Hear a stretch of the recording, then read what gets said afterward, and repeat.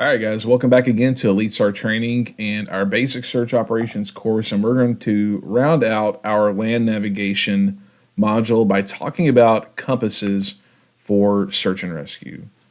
And let me get my screen up here.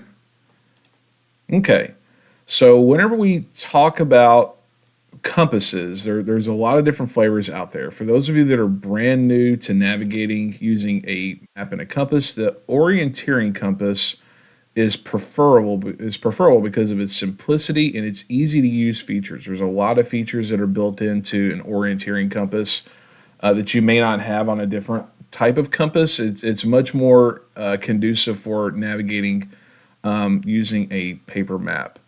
Others may prefer a lensatic or a floating dial compass. Those are the kind of military type compasses. If that's what you've been trained on or what your experiences are, yeah, you can absolutely use that for pretty precise land navigation, just as well as you could with an electronic compass. You can do the same thing as well. But for the purposes of this, I like to teach using the orienteering compass because it has a lot more features that are designed for land navigation use. It's very friendly for that. Certainly possible with the others, but it's orienteering compass is much easier to learn and to keep that skill refreshed for. There are some compasses that come with a fixed dial. I've actually got one laying around somewhere, but it just has like the floating needle inside of the compass. These are good for general navigation use, but it's not really as precise for land navigation. I've seen people use these as backup compasses just to kind of get you going in a general direction. But it's very much you want something that you can move the bezel or the ring on the dial. That's preferably what you want for land navigation. So we'll focus on orienteering compasses in this video. So whenever we look at an orienteering compass, everything on the tool has a purpose. Everything on the tool has a purpose. Everything does something, and it all has something that we would be interested in from a search and rescue perspective. So we're going to start with the left side of the screen here, and we're going to start from the top and work our way down.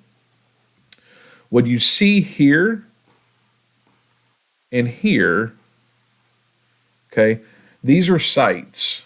And we use these to peep through and lock in on an object somewhere down range where we can point out a specific feature for us to navigate to. Whenever we're trying to shoot an azimuth or navigate using this, we want to lock in on an object. And those sights make it so much easier to lock in on a specific object that we can start to navigate towards. The mirror, which we have here in the middle, the mirror can serve a couple functions, but from a land navigation perspective, we can use that mirror to bring that to drop down, so that way we can see what's happening inside of the dial or the bezel while we're looking through the sights. And I'm going to switch back over to my video here for a moment to kind of give you guys a little bit of example. So if I'm looking through my compass here, I'm looking through the sights here at the top, here at the bottom. Okay, I'm sighting in on an object, but what I can't see is I can't see what's going on inside of the dial here in the middle, unless I drop this mirror down, and now I can see what's going on inside there, because I need to be able to line certain things up inside of that dial. But I need to keep my eyes fixed on my target. So by dropping that mirror down, I can see what's going on inside of the dial. Okay, that's that. Here we have the dial or the bezel. That's the movable part here on the outside. The black here, we turn that, it moves. And that's, if we're trying to go a certain direction, if we've been given a direction to go, we use that to turn to that specific spot, or if we're trying to figure out which way we're heading, we'll turn that to line things up and be able to tell where we are, okay? The base plate is the clear part underneath, okay? This is all base plate, the clear plastic looking part underneath of all that. That's the base plate. That's the foundation for which our compass is built on. It serves a purpose as well, which we'll talk about more so on the right side. But you can see the base plate is clear. The base plate is clear, so that way if we were to lay this on top of a map, we know we can see what's underneath it there. We can see what's going on underneath. And then this little red arrow right here, this is our direction of travel arrow. So if we have our compass up and we're looking at something, this is saying this is what you're pointed at. Man, it sounds kind of weird, and don't overthink it. But it has a purpose, and it's the direction of travel arrow. Okay, up here at the top on the right, we're going to switch over to the right. This little tick right here, this little I guess it's more of a green kind of on your side or white. That's our index pointer. As you can see, let me remove this. You can actually see where it V's out a little bit down here towards the bottom, and it's pointing towards a spot on the bezel here on the dial. So that way you know exactly what degree your compass is turned to in that moment. Okay, that's the index pointer. We have one there, but we also have one here on the back side as well. Okay, you see how we have it up here at the top? We have the same thing here on the back side. And we're not going to talk about back azimuth and all that today, but some compasses will have that feature available to you, so that way you know what direction you're traveling, what you're shooting at, but you also know what your back azimuth is. So if we need to go backwards or change our route in return, we know what direction we came. That's an easy way to kind of do that for us, is we have that.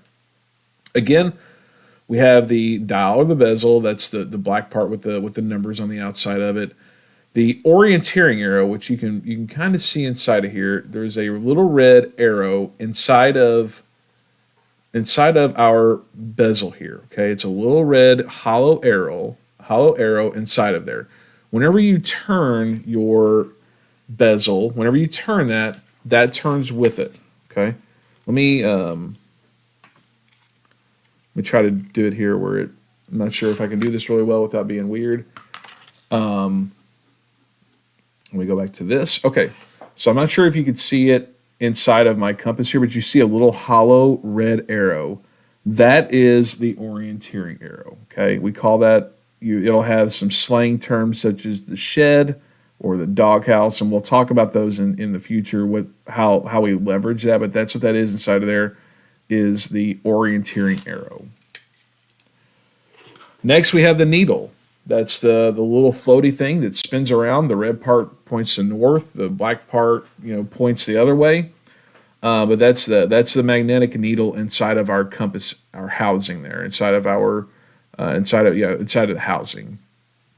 These red lines that you see in here, these red lines, these are called orienteering lines.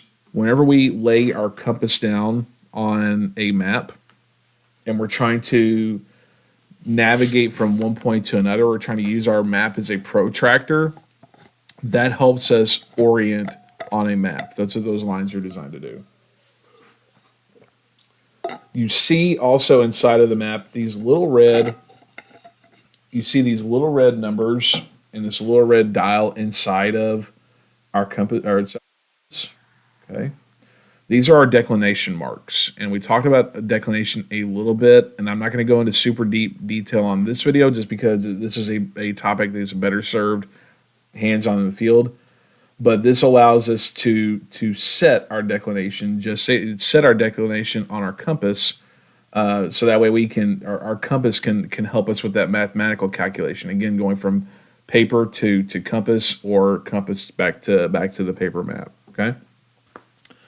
The housing, which I alluded to a little bit earlier, is actually the little plastic piece here where the needle and the fluid sit inside. Okay, the fluid is typically water. Your housing is typically filled with water, and the purpose of it is to slow the spin of the needle down. It adds a little bit of resistance. Otherwise, your needle would swing and spin fairly aggressively. So that's what the housing is. Hang on one second here, guys. We got dogs barking in the background. So we'll have to go back and fix that part of the video. Okay, so that's going to be our housing. And then down here in the bottom, this little bubble, it's going to be a magnifier. This is if we were to hover it over the map, it makes those features pop out a little bit better. But that's going to be the magnifier, so that way we can find those, see those itty bitty objects down there on our map. And then finally, on the edges here, on all sides, that's where the green lines are indicating. These are scales. These are helpful for us if we're trying to use this as a ruler. On our just again, if we're plotting to a map, this helps make a little bit of that work a little bit easier. So those are our scales on our map, on our compass. Okay. So the big question I always get whenever it comes to compass is why do I need to learn this? And it's a fair question because in 2023,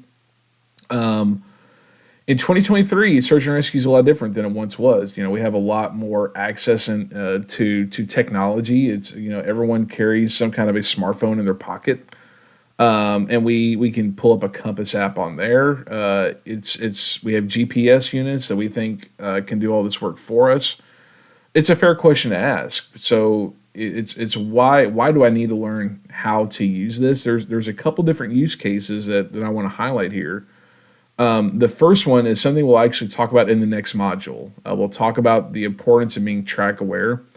And if we find a series of tracks, which we'll say is 3 or more, if we find 3 or more, by drawing a straight line down the middle of that track, we can determine a direction of travel. So we can pull out a compass and we can figure out what direction that's pointing.